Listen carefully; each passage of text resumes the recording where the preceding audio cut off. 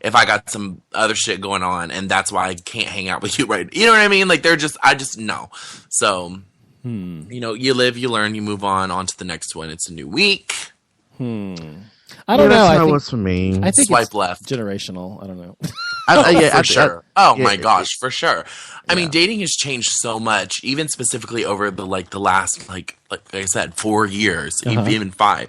It used to be so taboo to like online date or like use dating apps, and now that's all what anybody uses because they're so fucking scared of being rejected. I know. Because that's the thing I've said before. For real. Somebody that works in my office messaged me last night, and when I tell you it was the most awkward thing to walk into work today and see him there and know that we've worked together for 3.5 years. And he never told you he liked you? And he's never tried to like hit on me or anything like that. But then you want to get on your phone and try to hit me up. That's the thing. All these youngins out there, you guys, like, not specifically, but I mean, all these young people out there these days have no idea what it's like to really have to put yourself out there and make yourself vulnerable. Yeah. Like I did my day when you had to go to the bars and you had to meet guys or whatever, or blind dates or something, and you actually be there physically in front of them and say, hey, what's up? You know, you're cute, you're hot, whatever. And now you just go on Grindr or whatever app it is, and you're like, hey, you're hot, let's fuck. No, not me. I don't do Grindr. I'm just saying that whatever app, I'm just saying the availability of people and the anonymity of people is so prevalent now. Like Christian was saying, it's like impossible to make a real connection the way we once did initially. But see, I also feel like people use social media as a way to say how they really feel, as opposed to in person. So you think it could be a good thing? Because when people get on apps and stuff and they're messaging one another, they will talk shit to one another. Yeah, they will. And then in person, they will be like, okay, where was all this shit talking when you were texting me and everything? They're like, oh, I didn't mean any of that. And, exactly. It just... No. Yeah, and that's true across the internet in general. When you're dealing with people, and like I was talking about last week, the people who hate me in my neighborhood, all this shit they say about me online or whatever. They when I've had meetings and stuff to my face, they've never said one bad thing to my face. And they're like, "Oh, hi, how are you?" And I'm like, in my mind, fuck you. I mean, you say one shit about me online, in person, you can't say it to my face. So for me, if I say it online, I will say it to your face. That's how I am. But most people are just not that brave. And I guess most people just can't deal with it. And so that's why they date like this. People like to have the apps and the online shit because they're too afraid to be rejected, like Christian said. Yeah. Yeah, which is too bad. Oh, gotta love society. So what about, I don't know which one of you wrote this. I think it was Christian. Dating a white boy. How to tell your family you're bringing home a Becky. Oh, my gosh. No, it's a question for you guys because I'm white. Obviously. Okay. I was wondering why you were asking that question. No, because this is a conversation me and my friend had the other day, and I wanted to hear you guys' opinion. Uh-huh. So if you're dating, if you're black, right, and you start dating a white guy, and you've been dating for a while, things are pretty serious, and then it's the holidays, or it's a family reunion, whatever it may be. And see, wait, I got to stop you right there. First of all, I will not introduce anyone I'm dating to at a family reunion. But keep going. Well, eventually you're gonna have to bring him to the family reunion, though. He's just saying introduce him to the family at whatever point. But yeah, okay. Okay, go ahead. And they're white. How is your family cool with that? Like, because there's kind of like that running joke. It's like, oh, so and so brought a Becky home. You know what I mean? Let me find out so and so got a white girlfriend, or boyfriend. Let me answer that first shortly, and then let him answer it because his is going to be much more interesting than my answer. My whole family is white on my mom's side, and that's all I grew up with, and that's all I know. So it was never a big deal that everybody I brought home was white, practically, except for like maybe 5% of them. So it was never a big deal, and because I'm half white and half black, so it was never a big deal. So my family, no big deal. But I'm sure Jason may have another story. Okay, so like, what's your grandmama gonna say? Well, I've taken a white guy home to my mom, and she could care less. She was like, she treated him like, talked to him like she had known him her entire life. I mean, it wasn't like, oh my God, how dare you bring a white boy here? No, it wasn't. Oh, well, of course not. Yeah. It wasn't anything like that. But no, so my family was totally cool with it. I mean, I didn't have that issue. I don't have. Sorry, people. I don't have an interesting story. But no, I introduced when I was dating this guy. I introduced him to the family. This is a few years ago, and people loved him. I don't know, but don't you think that I mean, our experiences. That's what we mentioned before. You know, your experience and my experience are very different because you're black 100%, and I'm half black. Right. And those are two completely different experiences. But people always think because, I'm half black, it's like the same thing as you experience being 100% black. It's not. No, I just never, my family my family's open-minded. They're not. That's good. Yeah, they're not like that. But I thought it really was funny that when Christian said, what happens when you bring home a Becky? And when I saw the show notes, I was like, okay, I thought Becky was someone who gives good head. Oh, maybe it is. I don't know. That's what I thought Becky was. No, I've always known Becky as someone who gives really good head. Oh, never heard that expression. See, I've only ever heard of it in terms of like as a white female or like a hoe. Okay. Which I guess is the same. Or not the same. I've always heard the term like, yeah, she was giving me good Becky. That's head. No, I've never heard that. Okay, you need to pull up that rap song by Fly. That's how the whole thing started. About the whole Anyways. So yeah. Okay. Okay. Well, let's talk about anything else you want to say about that before we move on. I was just curious to hear y'all's opinion / if you had any stories. Just yay interracial relationships. What about? I don't know what this is about. Paris Hilton photos. Okay, so there is some photos that have surfaced with Paris Hilton, what she posed for. I guess it was like she's doing like another break the internet with paper magazine type thing. Yeah. And people are saying that she's trying to compare, like she's trying to be like Kim Kardashian, which I knew as soon as I heard her trying to do the break the internet with paper magazine thing as well. I just immediately knew that social media was like, oh, she's just trying to be like Kim Kardashian. She's trying to be like Kim Kardashian. And I'm like, no, she's just being herself. Because I'm like, and people was like, oh, she looks horrible in the photos and she looks this way, she looks that way. I've looked at the photos. She actually looks very, very nice in these photos. Yeah, she looks sickening in all of the photos.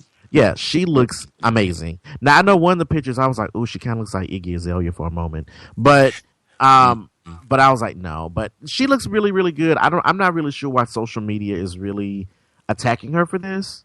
Because she looks good. Like, if she was looking like shit, I'll be the first one to say it. Well, because Paris was really before the whole social media thing. You know what I mean? Right, Paris, at the height of her career, was like, tabloid darling. She was never really social media, she's not Instagram famous. You know what I'm saying? Like, she's like the OG of socialites. Yeah. So I mean, because she was around way before I think Twitter she looks and amazing. And all that. Look it up. She's wearing this sickening white fur. She's got her hair greased back with these black lips. I love her. Yeah, it looks good. It looks good. I must say, Paris, she looks good. I have to give credit where credit is due. I don't know why everyone's attacking her about this and compared to Kim Kardashian. I guess that's what people. I guess everyone compares everything to the Kardashians now, which is so fucking stupid to me. But she looks good. Speaking of go ahead. Speaking of Kardashian, is this Paris Hilton photo on Paper Magazine or something else? It's on Paper Magazine. It is. It's the cover of Paper Magazine. And that's the same magazine where she did the booty shot, right?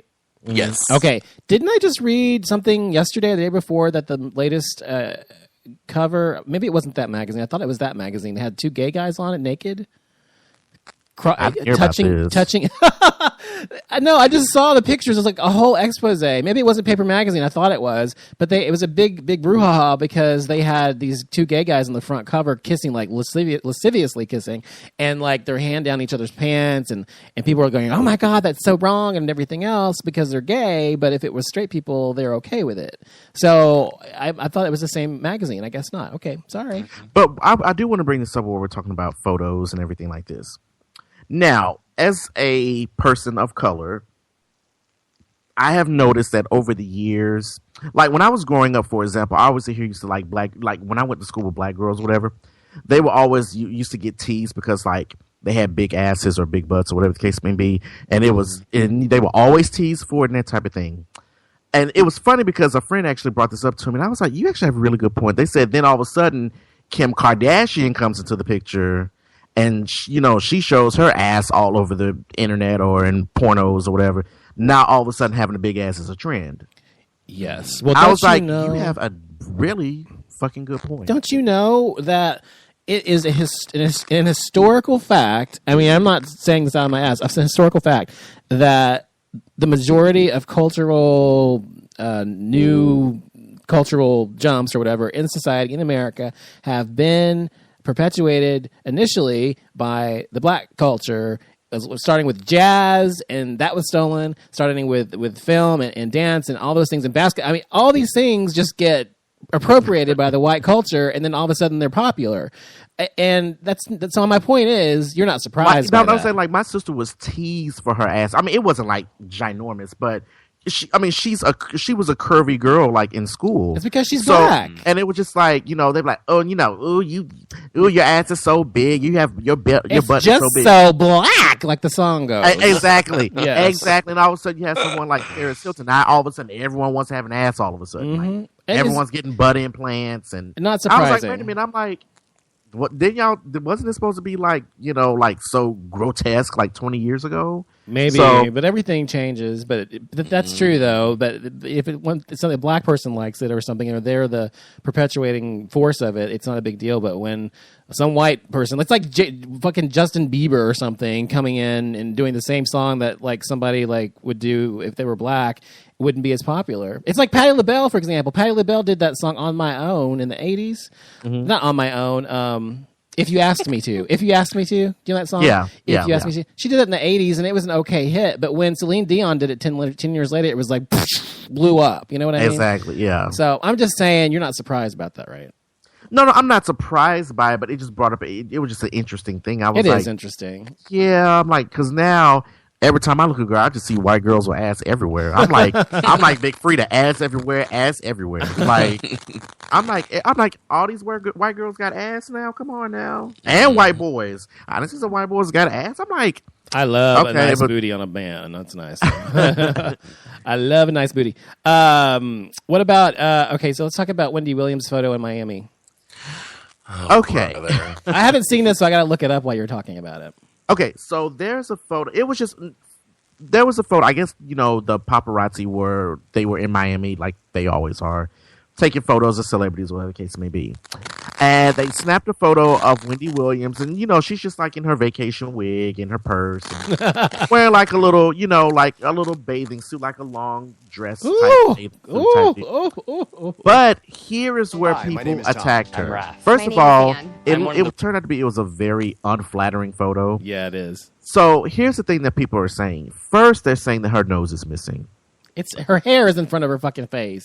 Well, I'm just saying I'm just reporting what they're saying online. They're saying that they said the reason that this photo is so unflattering is because one, her nose is missing, and two, it looks like she has bed sores all over her legs or something like that, or eczema or something like that. Mm-hmm. And people are just like, she's looking kind of sickly. They're like, oh, Wendy looks totally different without makeup, which hell, I could have totally said. Woman, yeah. But they were just really attacking over the photo. I'm like, well, I mean, surely when she's doing a show, she's gonna be all glammed up and have makeup on, right, to cover, to hide things and cover things and enhance things and that type of thing. But when you're out there on the beach, I mean, you're pretty much stripped down, So I didn't really understand why they were attacking. I mean, it's not the best photo of her, I will say that, but I didn't understand why people just really went in because people like to tear down their idols and people who are in the media and make them feel bad because they're celebrities and rich and everything else. People just don't like people to be happy, and as soon as they find one end to say you look like shit, they do it. And somebody's got static. I don't know who's there's major static. Can you mute yourself, Christian? Is that you? Okay. I'm here. You're there.